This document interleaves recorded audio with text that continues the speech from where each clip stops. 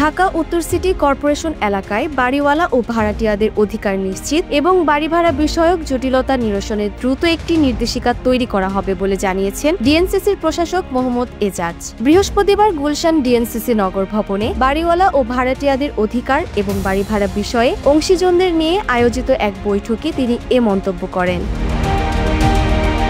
মোহাম্মদ এজাজ জানান, কোন এলাকার ভাড়া কত হবে তার সর্বোচ্চ ও সর্বনিম্ন সীমা নির্ধারণ করে আমরা একটি নীতিগত গাইডলাইন দেব।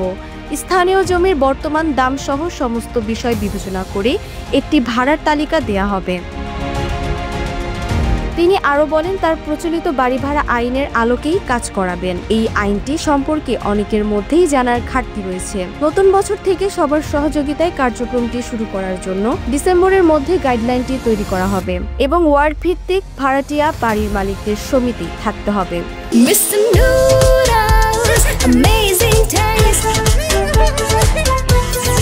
যেন সব পক্ষই তাদের ন্যায্য অধিকার আদায় করতে পারে। এছাড়াও বাড়ির মূল্য যদি হয় 1 কোটি টাকা, তাহলে বাড়ির মালিক 15,000 টাকা ভাড়া দিতে পারবেন এমন বিষয়গুলো উল্লেখ থাকবে। এই উদ্যোগের মূল লক্ষ্য হলো বিদ্যমান বাড়ি ভাড়া আইনের ব্যাখ্যা করে জনসচেতনতা বৃদ্ধি করা। ডিএনসিসির এই পদক্ষেপ বাড়ি ভাড়া সংক্রান্ত দীর্ঘদিনের সমস্যা সমাধানে একটি গুরুত্বপূর্ণ ভূমিকা রাখবে বলে মনে করছেন সংশ্লিষ্ট সকলে।